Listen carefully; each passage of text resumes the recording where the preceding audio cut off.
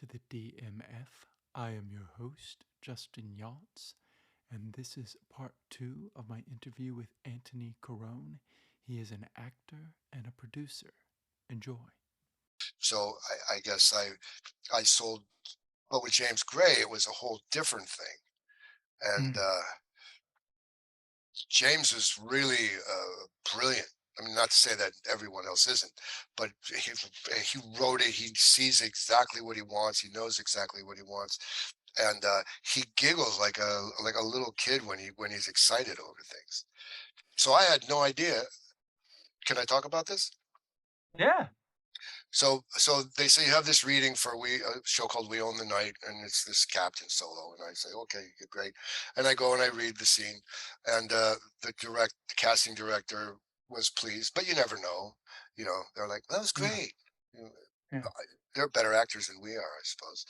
So I went back and I walked into the room, and there's James Gray in this big room, and there's also Nick Wexler and somebody else, and and I and I knew it was Nick after, but I didn't know it was just a guy, right? So, do you know Nick Wexler is? He did Requiem for a Dream and a Yeah. bunch. Yeah. Oh, Yeah. the cinematographer? No, the producer Yeah. Okay.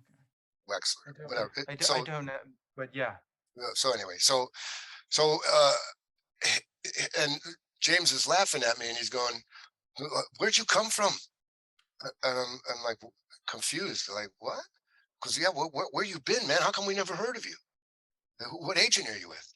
And I told him, and he said, wow, it's amazing. It's amazing that we've never seen you before. No one's ever seen you before. Nobody's ever heard of you before. And I went, okay. Am I on candid camera or something, man? And they go, no. Like, Yeah. do you? And I said, okay. Well, I'm really confused. I said, will you read for us again, please? I'm like, yeah. I mean, isn't that what I'm supposed to do? And so I ended up getting it, and it was an interesting thing with James because uh, there was another guy who was cast in it initially to play Mm. the police chief, and it didn't work out on the day. Something weird happened, and so he said, "You have a backstory. You and this guy are Korean War buddies, best friends, right? And you have this energy. You guys do." And Mark is the comer, and you guys are both watching out for him. And Joaquin is the kind of guy that doesn't fit in the black sheep thing.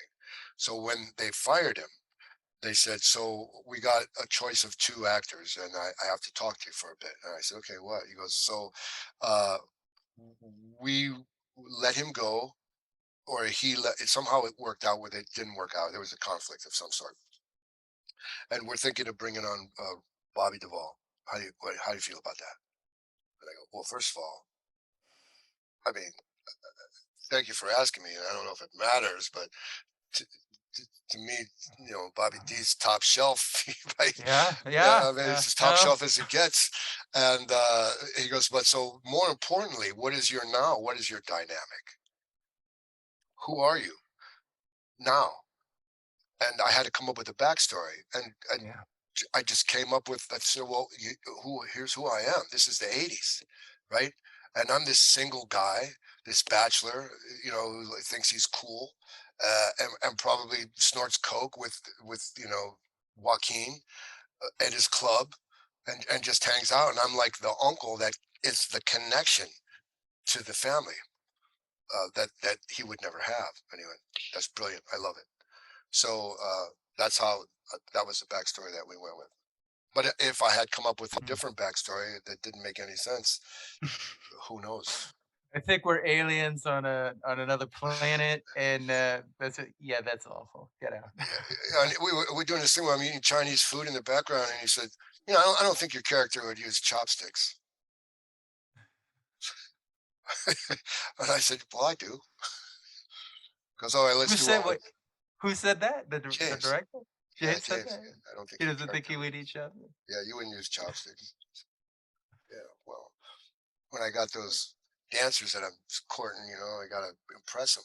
So whatever. Yeah. Yeah. I mean, his I had kid. a great time. I had a real great time on that movie. And I really thought at the end of it, I had no idea how big of a movie it was until they told me. You see, do you know Mm. what you just booked? I said, no. Do you know who's in it? I said, no. And they told me, and I went, wow, oh my, thank you for not telling me before I went to the audition Yeah, because I didn't care. yeah. I was free. I didn't It's care it at it's all. it's like that film, Kiss Kiss Bang Bang, where he witnesses a shooting and he runs into an audition because he's hiding from the cops, and they think he's acting, but he's Yeah. really just lost his friend or whatever. Yeah. It's got the same thing there, where you're just like, but yeah, I mean, that's the truthful thing. I mean, so many actors, you'll tell them what they're doing, and then they'll was like, no, no, no, be a real person, just like you were telling that girl. It's like we're just two guys standing here. She can be saying anything. I could doodle here for the whole time to waste your time. It doesn't. Yeah. You were like kind of trying to relax him. Well, that's your Meisner stuff, isn't it? You're a Meisner guy, aren't you? I did Meisner and I did the method, so I've had all of them. Yeah, well, I have a theory about all of that. I mean, truly, you either have it or you Yeah, don't. You're either Ringo or you're Paul in the yeah. Beatles. This is my phone. I'm sorry that it's going on. No, it's fine. I can't hear. And those were a way for people to discover an approach to Yeah, truth and organic. Not yeah, overacting to being, if you will. yeah, But they weren't people that made, Hoffman and Pacino and De Niro and yeah, Walken and all those people stars. They were going to become stars anyway. In fact, yeah. they made those coaches famous, I think. Did you did you work with anyone, or did you just learn everything on the job? I learned everything on the job. I thought so. That's Yeah. impressive. Because Uh, you're very comfortable on camera. That's the thing I noticed even from looking at some of your earlier stuff. I was like, yeah, he's already he's already there. some of my earlier stuff, like Miami Vice stuff, embarrasses me, maybe, but Isn't that all actors? We all get embarrassed by watching anything yeah, older. We're we like, did I a could have long done it time. so much better than that. Yeah, you might be. Yeah, yeah, you're right about that. Uh, You know?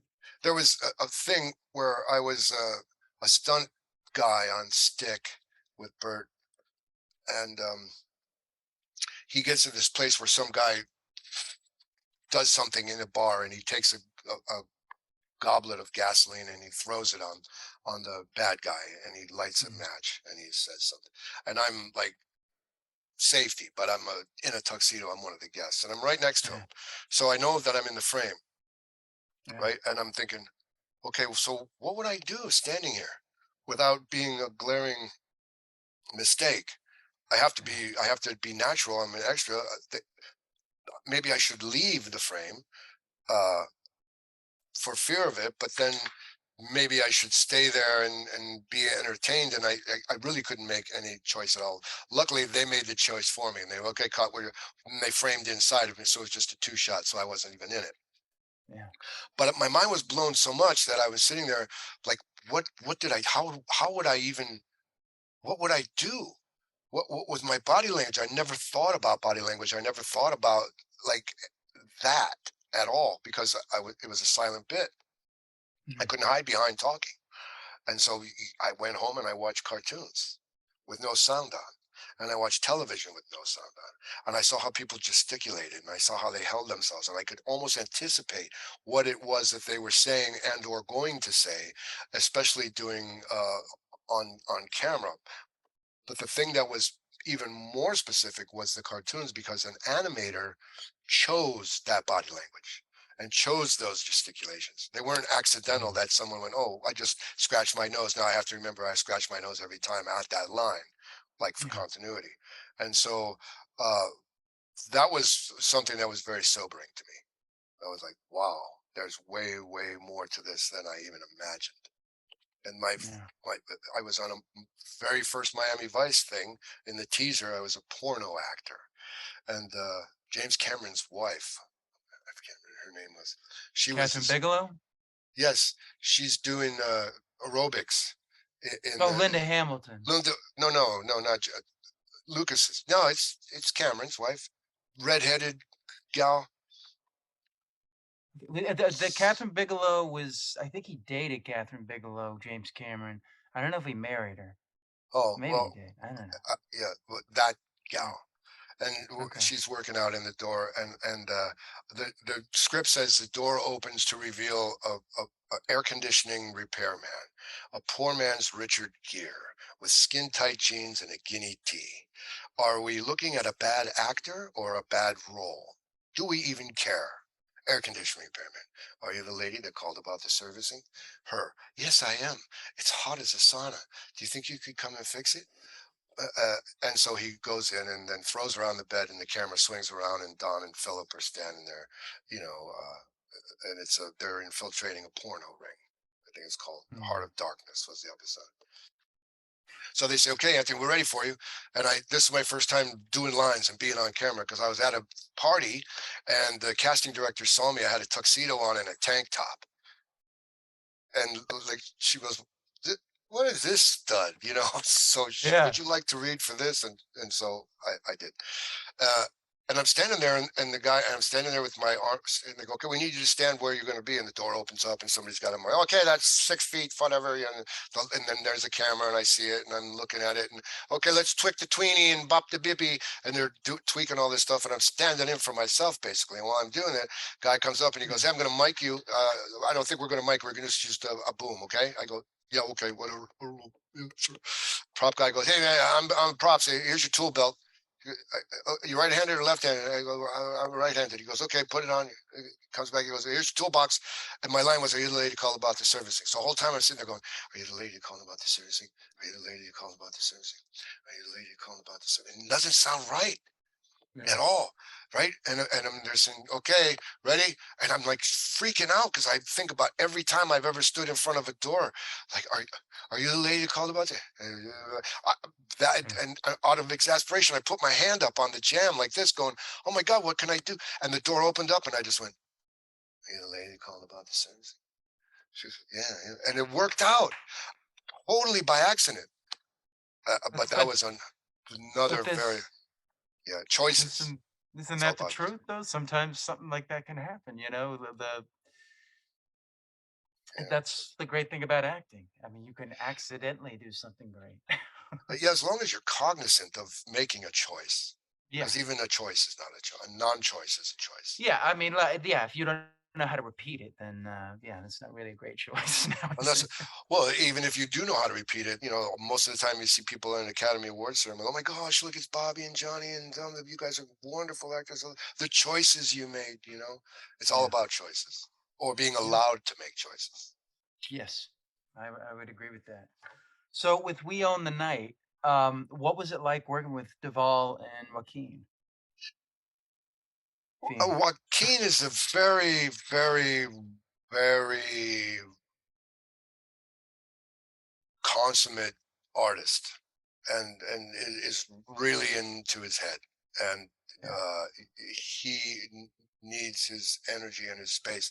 So the dynamics of it was, if Joaquin and I were on the set without Duvall or Wahlberg or you know Shapiro, what was his name? He just died too. Bob De Niro's buddy. Um, Oh, yeah, he's been in a bunch of stuff. Silver Play Notebook. Anyway, if it wasn't, oh, Silver Linings Playbook. yeah, well, whatever. I think I know who you're talking about, but I Yeah. can't remember the So name. if he was there and Duvall was there and Wahlberg was there and Joaquin was there and I was there and we're all in our chairs waiting, no one talked to me. I was just like, "Oh, okay, well, I guess I'm not cool." Uh, Yeah. so it depended on the dynamic. And I find often the on screen dynamic mirrors what the real dynamic is. So Mark and I Yeah. hardly talked.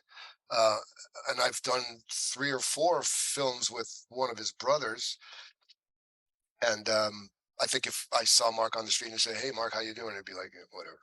Uh, but Joaquin and I had a great dynamic, and Yeah. and he wasn't responsible for anything. I mean, so I sat there and I said, "Wow, I'm here. I'm here. I'm in the game right now.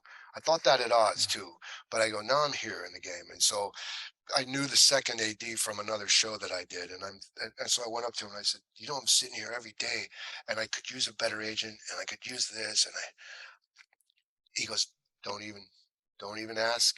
Don't, it's got to be their idea. Don't breach it.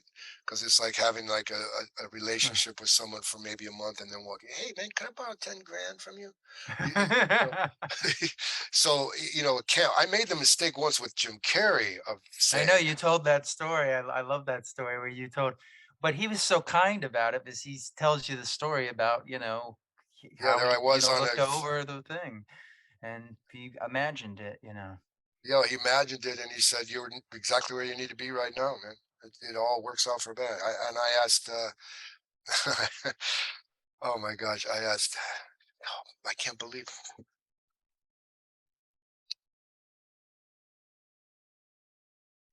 oh, it doesn't matter, another actor. And he said, oh, here's what you do. Here's what you do, man. You do a play in your garage and you invite the Oh yeah, neighborhood. I heard. You invite the neighborhood and they all come and then eventually CNN will show up. And I'm like, oh, yeah, really? Okay. Matt Modine. That's who it was. Papa D told you that? Yeah. I'm Well, okay, he's the Matt. one. Thanks, He's the buddy. one that told Stanley Kubrick. But Stanley Kubrick, what was it? Birth of his child was coming, and Stanley wanted him to work that day on Full Metal Jacket, and he was like, "No, I'm not coming to work today to miss the birth of my child." And, like Stanley was just completely upset that he just Vivid. would not do that. So I could still see him doing the same. Yeah, that's what he said. You got to do that. So I I did. I did a zoo yeah, story with a buddy of mine. I did a modern version of the zoo story and yeah, it's sort of good retweaked point. it on a bench one time and hoped that somewhere along the line it creates some kind of buzz or whatever. But I didn't. But when Joaquin was there, we talked a lot, and Yeah. I got a text from him near the end of it. I said to him, "Well, you know, I've been blessed. I probably never work again. It was wonderful meeting you." And he hate, you know, like I don't really like these. I don't want to deal with guns, man. You know, we had to go to City Yeah. Island to practice shooting Yeah. M16s for the I mean, I for saw those shots. I mean, that's you got to be. That those were staged. A lot of blocking there. yeah. And then I got a message from him. Meet me at this place. Okay. So I went there and go, I'm here to see what, yeah, go upstairs. And he's sitting there talking to this guy. I have no idea who the guy was. I have no idea Yeah. why I'm there. I'm talking to the guy about fishing. He's from Ireland. I said, I'm part Irish, but I don't, you know, and I'd like to go there, but I never have. And sharing a story about my son playing baseball because he blamed me because he got hit by a pitch that it was the bat's fault, and I told him to use the bat, and he was never going to trust me again. And then at the end of it, he ends up being Terry George, who was the Academy Award director for Hotel Rwanda, and they invite me to read in Nick Wexler's next movie, which was Reservation Road, as a cop. And I called Mr. Wexler and I said, you know, I read the book and I asked Michael Bay and Jerry Bruckheimer at a rap party if I could throw my hat in the ring for cold cases. And I might as well ask him to date his wife because they looked at me like, how dare you even, you can't ask for stuff like that. It's like, why? You know, so I was really apologetic. I said, Mr. Wexler, I'd really like to read for you. He goes, oh, you'd be great for that. Oh my gosh, yeah. So I went, the casting director, who was one of these casting directors that wouldn't see anybody, hardly ever. She calls me. I'm in Florida in the backyard lifting weights or cutting grass or something. She goes, "Hi, is this Antoni Corone?" I go, "Yeah." She says, "This is so and so." I said, "Oh, wow, hi."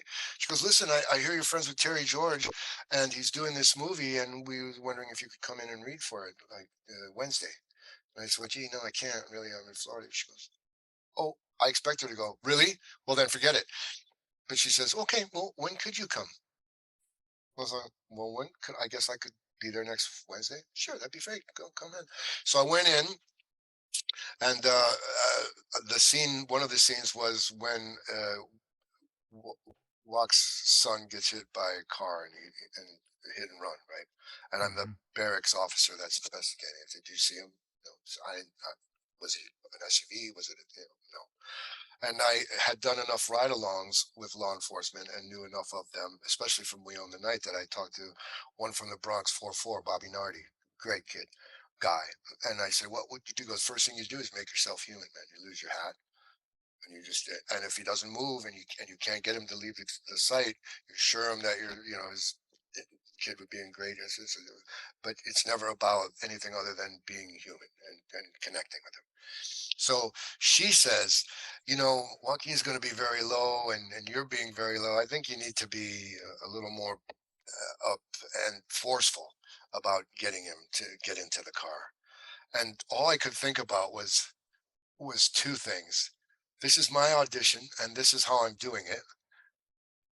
And the other thing was Dustin Hoffman saying, "Tomatoes don't talk. I don't want to be a juicy ripe tomato."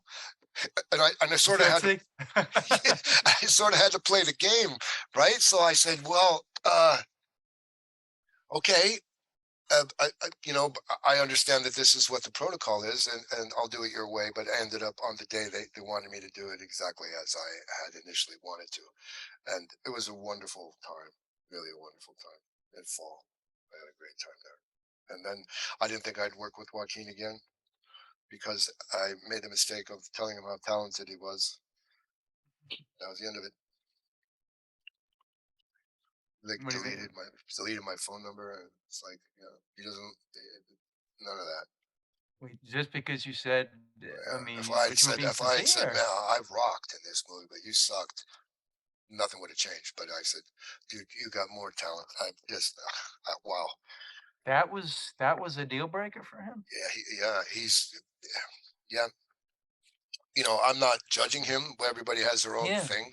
Uh, and who knew? I just really admired him. And, he probably was yeah, inundated with people that are constantly wanting things yeah, massaging him for whatever. And that truly wasn't the case. I felt very close to him for a while. We had great energy, and especially on Reservation Road. And it was at the premiere that I said that, and that was over. And then I ended up on a set with him again because James forced it. yeah.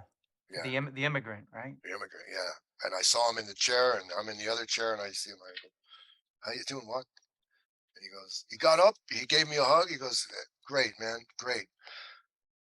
He's got a thing that he doesn't really. I don't think, and I get that. Pierce Brosnan said the same thing to me one time. I hope I'm not name dropping enough. I probably are too much. I probably No, am. I've gotta bring all these people up anyway, so, you know. And Pierce was a great guy. And Pierce says, I really like this business because you get these wonderful, beautiful relationships with people for 30 days or 28 days or 14 days. And then you never have to see them again as long as you live. You can burn out on Yeah. And I was like, okay, well, maybe that's how it goes. Uh, some people I stay in touch with, some people I didn't stay in touch with. I probably should have tried to stay in touch with. The ones that I did, you'd be like, hi, man, how's it going? And then like, hey, how's it going? And then maybe 2 months later, hey, it's Anthony. How's it going? Who's Hey, this? hey, Who it's is Anthony this? that played your buddy in the movie. This, how's it going? Who's this guy? Yeah, Yeah, says he's plays my buddy. Wait, who is yeah, he? yeah, right, Oh, yeah. oh. So Yeah, no. So when you saw him again, I mean, did he explain? no, I knew it. I knew it. You knew I it? knew how it was because there was I mean, he has his own specific things. Like if you do something, you don't want to be indebted to being nice to, I guess that's not the words that Fine. I'm Yeah. that he said, but like he doesn't have his own makeup person, he doesn't have his own security people, he doesn't have his own Yeah, any of that. he, he's he, very he he's very aloof from like what Hollywood what you would think somebody of his stature would but be. he's a beautiful man, a Yes. beautiful man. I've seen him give away, like, hey, we got to stop at this Yeah. guy's. I'm giving him a Yeah. green piece, a ton of money, right? Yeah. And he's a strict vegetarian, and he Yeah. loves animals, and I mean, he's just Well, genuinely. I I heard what was yeah, Todd Phillips, when he was working with him, he was saying, do you need help with like the losing of the weight? And he was like, no, no, no, I do my own thing. He just slowly decreased his diet till he was, what he looked like in that movie, so I can see that. I mean, that's And I've always been wanting like the phone to ring and going, "Hey man, I want you to be in yeah, Joker too," but he just doesn't want anybody to distract him from what he's into. You know, yeah. like it just be just a bunch of people. There are different types of people. That my nervous Yeah, energy, I joke around before action, right before they say action, yeah. boom, then I'm in character, and then I cut Right. them out. There are people that you can't even talk to them. You like just don't even talk to me. Just I'm in my head right now. I need to be there. To me, it depends on the situation. I can be aloof like that, but I can also be jokey, like so it depends, for me. I have to feel the vibe of the room and see what I think I need, but I can see how he's, I mean, you saw I don't know if you saw in Joker, they, showed that's actually what I wanted to ask you about. When you did We Own the Night, how was he like what would he be like when you would do different takes? Is he somebody that would stay the same and keep it the same and just like tighten it up? Or is he somebody that would give you something different each time? He's so subtle that I mean he never did anything that surprised me. Mm, It wasn't like something like wow. Although I did do one take, and I guess it's an ongoing joke with him. It was like, Is that how you're gonna do it, man?" It's like, "What? Yeah, is that how you're gonna do it?" "Yeah, I think so. Yeah, that's how I was gonna do it." "All right, all right." And then I saw them doing it to each other. That's kind of a joke. Uh, all I have to say is he's wonderful, that's wonderful, funny. wonderful gentleman, wonderful Yeah. talent, wonderful, wonderful. Yeah, just, I'm saddened that you know I'm glad that our paths crossed 3 times, Yeah, that's and, great. and that's what I said to him. Oh, wow, you got to work with me again. And we got along swimming fantastically. And if I knew he was in town, I would stop on a set and go, "Hey, man, how you doing?" But I think I overstepped my welcome because I'm too Yeah. much into the business and want to talk about the business, and I think he doesn't really want He to. doesn't want to be in the business. He doesn't want to be. I mean, he wants to be in the business, but he doesn't want to be, having to. Well, how did it feel when you were playing Johnny Cash? He doesn't. Yeah. Who Yeah, cares? he's not somebody who's gonna yeah, he's somebody that, like De Niro does that when you if you watch his interviews. They'll ask him about something, it's like, "Well, what did you think?" Yeah, I mean, because I can He'd say easily whatever. see how you can get to be that. People say, Yeah, "Well, I really liked what you did it there." Well, what do you yeah, know? yeah, Yeah, yeah. It's difficult because every time you speak publicly, it lives forever and it's on the record, and yeah, people can. I made the mistake one time. I was hired on as a very Wu Tang Clan saga, yeah, yeah, I saw that, I and saw that. then the same casting director hired me again on Brothers by Blood with Matthias Schoenhardt. Wow, talented Mm, guy too. And we were in Philadelphia, and the same cast it was a self tape. The Wu Tang was mm. really racist part. I'm not going to get into it, but I think You that ta hurt. you yeah, I remember you talking about that there was, like So crazy song that I had a lip sync to and whatever. yeah, So the casting director wanted to meet me. mm, It's a fan. I'd like to meet him.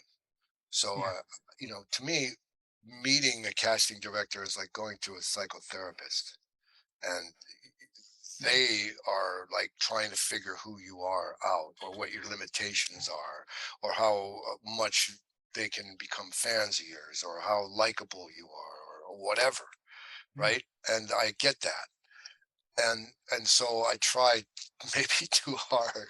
So so so I said, she goes, "Well, so thank you for coming in." I go, "Oh, you're welcome." I brought a flower, in with her, yeah, with me. "Here you go. Thank you. I appreciate it." yeah, I get that. "So how do you like living in New York?" I said, "Well, I do. It's an amazing city. I love living in. I'm staying in Washington Heights, and it's summer. So everybody's playing Spanish music on their porches like Oh no, don't till say that. 5 in the morning, so loud you can't even sleep, and they're playing on other Yeah, things like, and they go that's New they, York. right? Right. That's So, New York. and so, oh, yeah. So you have kids? Oh, yeah, I've got 2 kids. And do you have kids? She goes, yeah, I got 2 kids. How old are your kids? She goes, 5. Yeah. What, do you have a nanny? Oh, we have a nanny. I go, well, you really don't have kids. You have pets, kind of, because you're not there the whole time. I said, so I've got kids. And my wife and I argue over kids sometimes. Yeah. I don't know. Maybe I should have beat her more before I married her. That's all as a joke. Right. No, no. So usually when I get back, hey, your interview went very well. I didn't hear nothing from my agent for 3 days. Finally, he calls me, goes, hey, I got a problem. I think you might want to send an apology card to the casting director. Why? Well, because you were talking about Dominicans and saying that they were loud, Spanish people were loud, and her partner is a Dominican or something. Wow, dude, I Oh didn't say it no. like that. I was just saying it's compared No, to but I living. mean, but that's how everything gets misconstrued. I mean, this is this is the world we're living in, This you is a know. cancel culture that we're into right now. Or Yeah. I'm sorry I said that word, but No, don't worry. I'll take it yeah. out. So, but that's only one so far, and I'm doing pretty good, wouldn't you say? No, you've done dude, I Yeah, mean, you could say the sun is rising the wrong way, and somebody could be, "Well, what do you mean? Do you have something against the sun, sir?" and I'm then sorry, I'm very offended. and then she said that you were a bigot and a womanizer, and that you beat your wife. I'm like, Uh, oh my, are you you kidding me, can't man? Are you? th Come this on, this is man. like a Larry David episode I where, exactly. I said this. where I he went in. I went into it like a stand-up comedian, man. I was just trying to endear myself. Yeah, well, she took very much offense to it, and they'll probably never hire you again. I'm like, oh, bro, and he goes, you should know better. How am I supposed to know better? You know, uh, we you, gotta you, you gotta come in with like this squeaky. basically, yeah, Everything is Eddie, fantastic. nothing. Yeah, everything's That's how, fantastic. well, that's how we get interviews like that, where like nothing is being told. Yep. Is everyone scared to say anything? I mean, this is why we're not getting comedies anymore. I mean, do you think that The Hangover would work today? It's like that's 2008, and we've changed so much since then, and that's like just Yeah, 10 years yeah, ago. it's homogenization. But I'm not Yeah, contending that I'm the most polished stone in the box, and in fact, that's my yeah. brand. So okay, so what? No, I think it works for you. I mean, that's what they want. Yeah, seemingly, but I but mean, here's what they that's want. what you can do. They You're gonna want give them the the no rabid. nonsense. They want the Yeah. rabid dog, but they want to hire But put a Lassie. suit on, Yeah, and put on a suit. and Put on a suit, and then we'll have you be the rabid dog. and then my wife. That's what I said. I go, look, honey, I'm acting more when I'm not acting. Well, thank you. That was Yeah. very nice of you. Yes, here's my wardrobe. Do you like it? I mean, Yeah. when I'm I doing mean, lines, I could be me. Otherwise, I have to be just like I super just apologetic. I just remember that episode of Curb where, you know, he's like fake slapping his wife from like afar, and the guy sees it, and from the way he's seeing it, he thinks that like it looks like he's slapping her around, Yeah. and they're both like playing around or whatever. So he goes into the the police and there, and the guy's talking to his wife like, "Is everything okay? No, I want you to know right now. I saw what Larry did, and it's not okay." It's like, so I mean, but it's a good example of something that can be just taken out of context. You know what you did out of context. If we just look at those words, yeah, okay. But if you look at it out of context, yeah, you were doing like a stand-up, Yeah, thing where that's you're pretty just much. joking around. Yeah, I was. I was just trying to be funny and cute and whatever, and it backfired on me. I was a pirate one time in a Yeah, meet and greet corporate thing, and I had the whole great wig, flowing yeah. locks and stuff. And my deal was to get corporate Fabergé people from all over the world to intermingle together. So I had to Yeah. invent these games to get them to interact. And I invented an R off. So they had to say a word that started with R. And then I get back to the holding area, and there's this matronly like gal there, and she's very surly, and she's the only one in. And I was the last guy in, and I was going to grab a snack. And I said, "Well, what's wrong, lass? You look sad." She goes, "Well, they had a face reader here, And I said, "Oh yeah." And she goes, "And I got here late, and I missed him." I said, "So what you're saying is you'd like your face red?" And she says, "Yes." And so I went, "Pretend, slap, slap, slap. Would that be red enough?" But I didn't hit her, right? She wasn't Yeah, amused. yeah. She wasn't amused. She ran the whole company. She wanted me off the property. Wow. Yeah, I was like, lighten up, man. Yeah, come No, on. I mean, you're playing a pirate. These are yeah, not they were the rock stars of I mean, well, you heard that I don't I'll make you feel a little bit better. I mean, what was it? Johnny Depp was talking about how when he was doing Pirates of the Caribbean and they're looking at the dailies and they're just like, we don't know what to make of this. And they kept calling, so they call him up and they'd be like, well, is there any way you could do the part a little less, homosexual like? And Johnny like kind of pauses and goes, well, all my parts are done like a homosexual. wow. I mean,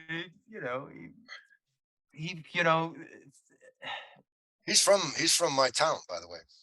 is he? Yeah, I used to be in a rock and roll band called the Kids that played at the Button The South. kids. Yeah. So I mean, to be an artist today, I mean, yeah, you bring up a very good conundrum. I mean, we're supposed to come in and be the part, but then before that, I want to see that you're, the corporate guy who can go on all the talk shows and say all the buzzwords. So Yeah, you got to well, I play don't those think I'm at that things. level of going on the talk. You got to play all the things. Yeah. So it is what it is. But, yeah, no, but all right, let's talk a little bit about Oz because I like that role that you played. How'd that talk about? It? Yeah. So Oz came about because there was a show called Good Guys, Bad Guys that was being cast in Florida. One of the producers of Oz lived in South Florida and wanted to be able to have a show that he could run down here. And Dana Delaney was in it, and somebody else, I forget who. And I was to have been like the main protagonist's bodyguard. So I, Mm. I did the read, and I ended up booking it. And I went up on my dialogue once because I also was reading for Flipper remake. What was Elijah Wood? I don't know, whatever, man. Oh So, yeah, they did another one, the right, TV series. It didn't yeah. go. Right, yeah. So for some reason, I was having a hard time that day, and the casting director, great lady, she'd always stand off to this, so my eye line instead of looking just off camera would be here to her, and I Oh, kept that's screwing. And I go, and by the way, why are you even standing over there? Why aren't you standing next to the camera where you can see what my reaction is? She said, "Are you done?" So I guess you don't want to read for this other show, which was Good Guys, Bad Guys. And she said, Tom Fontana is the producer. And I knew who Tom Fontana was because after I read Flipper, I went home and I watched Oz, and it was Eric Roberts was asking what he wanted for his last dinner. He was on death row.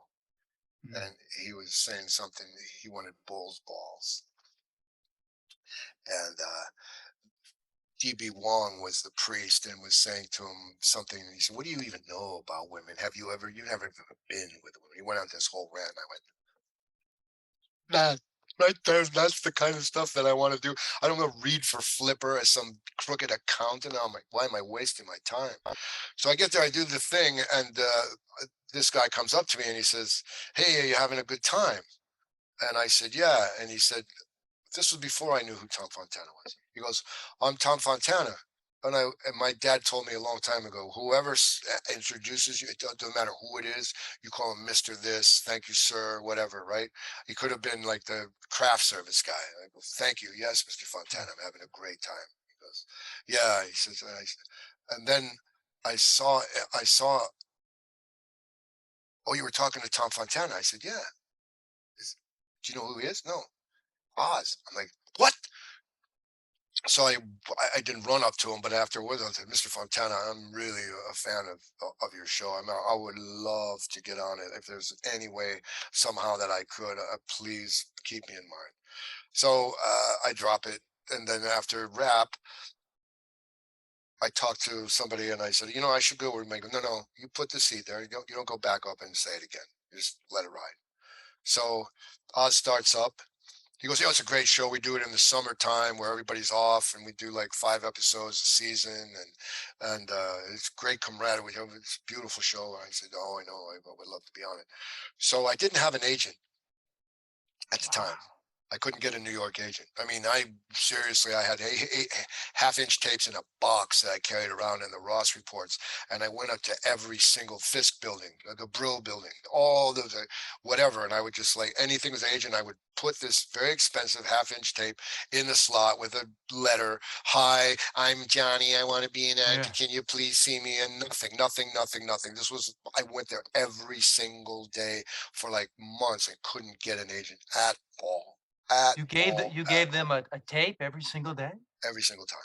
Yeah. And the sad part of it back then was when you had a tape, if you did another gig, then you'd have to reconfigure it and you would lose a generation, right? If you added to it. So I was wasting money with these tapes. Right. Yeah. So eventually this lady, she goes, listen, I'm going to act as your manager. And she says, if you walk around and you, instead of me hiring a courier, you drop these off in mailboxes. So I said, okay, please accept so and so and so and so. So I went, so I found out where Tom Fontana's office was in the village, and I went to his office and I put the tape in. I don't know if you remember me, Mr. Fontana, but I expressed an interest in working on. I would love to work on Oz. Thank you so much for.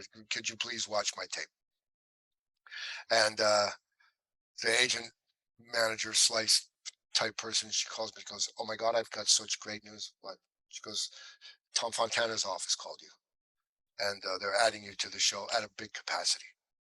And I said, I cried. I honestly cried. I really did. I said, well, thank you. Thank you. I'm trying so hard to get just something to justify spending all this time. My son was a baby. I was in New York. I was sitting there in a bedroom waiting for the phone to ring.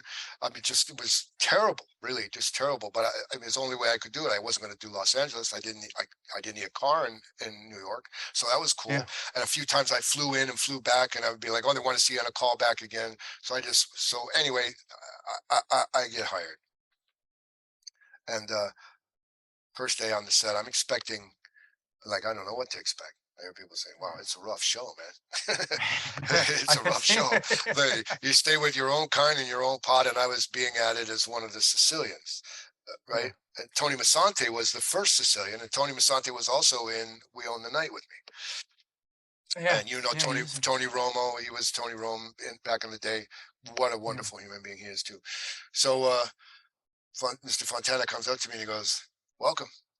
I said, "Oh my gosh, thank you so much." They take me and they go, "Here's your lot. Here's your sweatsuit. Here's your sweatsuit. Here's your shoes. Here's your this. Here's Yeah. your that. Here's your that. Here's your locker. Here's your."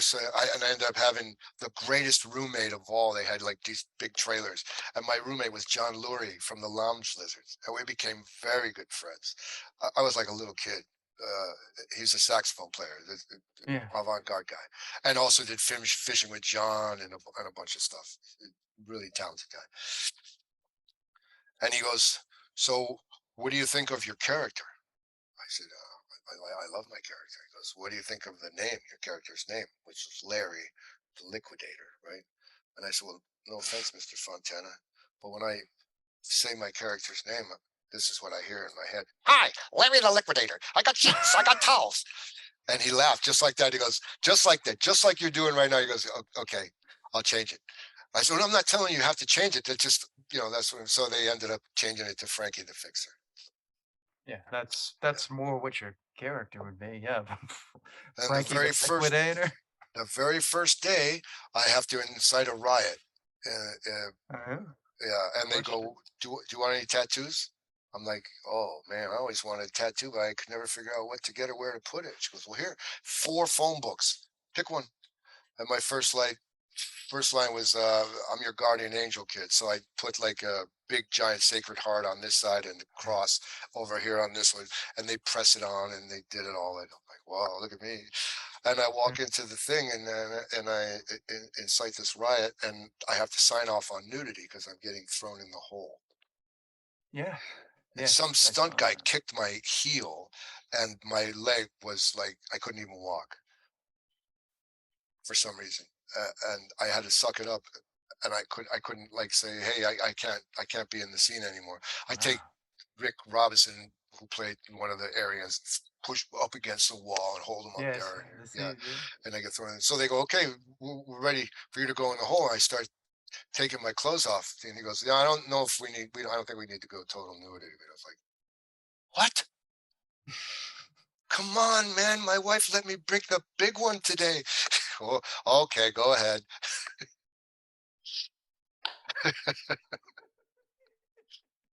I'll tell you what, I thought I It's could see true. how women feel being nude. It was weird, man. It was like, 'cause Yeah. I don't see myself from the back. I have no idea what I look like. Cheesy butt or whatever it was. But anyway, that was my only nudity thing, and never had a Yeah. love scene either, ever. Yet.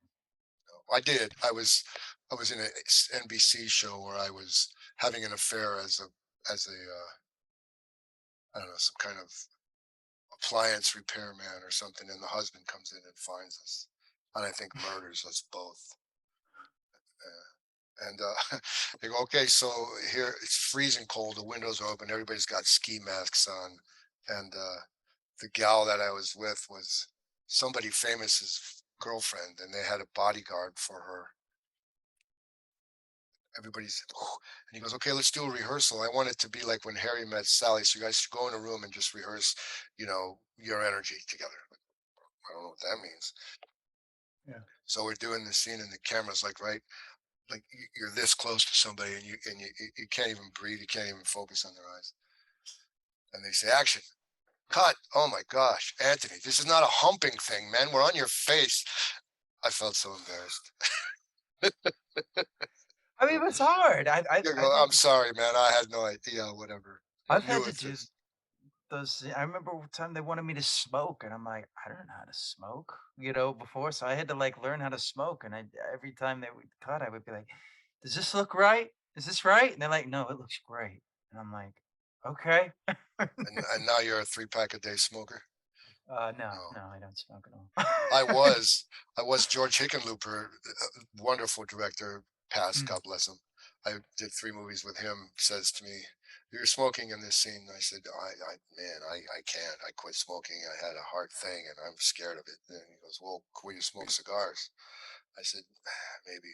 And then they gave me, well, we have these rosewood cigarettes. They're prop cigarettes. They cost like $20 a pack. Try one of those. There's no nicotine in them. So I did. I go, oh, yeah, I'll smoke these.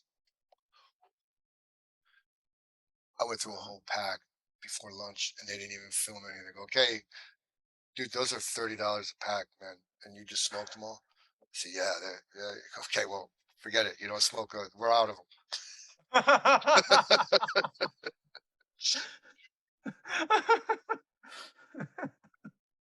That's funny. You played Jack Ruby in 11. I forget the number. Yeah, 2361 or hike. That's it. Yeah. How was that? Well, that is another story. I'm sorry to have stories. I have so many stories. No, that's what we want. That's what I want. I promised myself I was going to be concise, but I can't. So when You're my perfect. father passed unexpectedly, uh, an agent called and said, "Listen, there's a show that they wanted to call on the Sundance Channel called The Red Road, and they would like you to be put on tape for it." And I said, my dad just passed away. I'm in Ohio. I have absolutely no way of doing it." And my buddy said, "Well, I'll put you on tape." So I did, and I looked at it as my dad pulling strings, and I ended up being a season regular on it with Jason Momoa and some wonderful Yeah, people. It was a I great watched show. some of it. It only lasted a year and a half. Uh, and so then when my mom passed, the they said, "We want you to put yourself on tape for Jack Ruby." I'm in Ohio. I had shut down my whole life to be with my mom. She fought cancer. She died like maybe 4 days prior to that. And I'm like, look, man, okay, whatever. I'm in no mood to really do that. And I looked on pictures. I'm like, I don't even look like Jack Ruby. There's no way, and they're even going to take me as Jack Ruby. But I Yeah. think you should just go through the motions. because they want to see it. They want to see everybody. They don't care. It's not any of, there's no sweat off there. They just throw a bunch of stuff at the wall, and eventually I'm like, I don't look like this guy at all, man. And then they said he was supposed to have a Southern accent. They don't even know what they're talking about. He was from Georgia originally or something. And his wife owned a couple strip clubs, and he moved to Toronto, or well, his sister did, to manage strip clubs. I can't remember what the specifics were. Texas. He was from Georgia, and he moved to Texas. So I do the audition, and I get it. I'm like, that's insane. So I got Sundance because James Gray was the director of the first episode, and I had no idea that he was. And they waffled around for a very long time over who they were going to hire. And he told me later on that the key thing was they didn't think I was from New York. And he said, of course he's from New York. We owned the night with him in New York. And when I landed, there's a lot of spirituality involved with my mom. But when I landed in the airport, I said, welcome to Toronto Airport, where the local time is 11:11. And that's when I landed to do the Jack Ruby thing. And I was only there for 4 days. It was supposed to be recurring. It didn't end up being recurring. But I joked. I looked up to heaven. I said, "Oh, okay, Ma, Dad got me like a serious regular, and you got me a day. you could held off for something bigger." But that's how that got.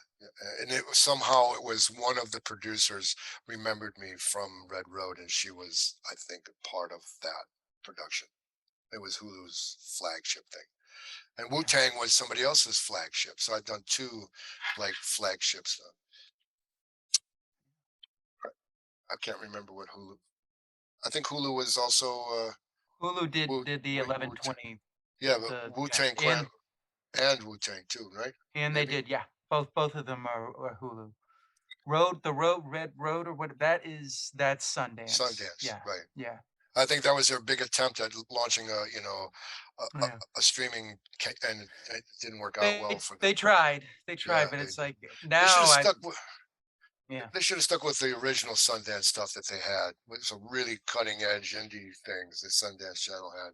No, Well, it I was don't like know what. The Yes, IFC yes, channel. They uh, showed full movies, and then they just right. became every other channel. Yes, exactly.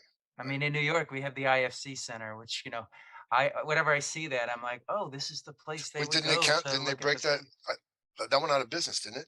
After COVID, was it on 66, right Was it? across from I Lincoln th- Center. my mm, No, Maybe no, no. Oh, no. you're That's I talking know. no, no, no. Yes, I'm talking about the one on yes, the west side, the lower, like, yes, yes. I know exactly 11th. where you're. Yeah, that place where it's I've got gone. like the billboard. Uh, It's got the basketball court and the jazz place, or whatever. It's an interesting place, but yeah.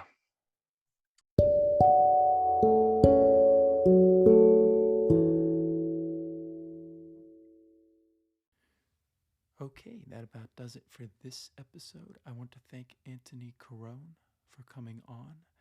This is the end of part 2. Stay tuned for part 3. I want to thank Kim Houston for putting this together.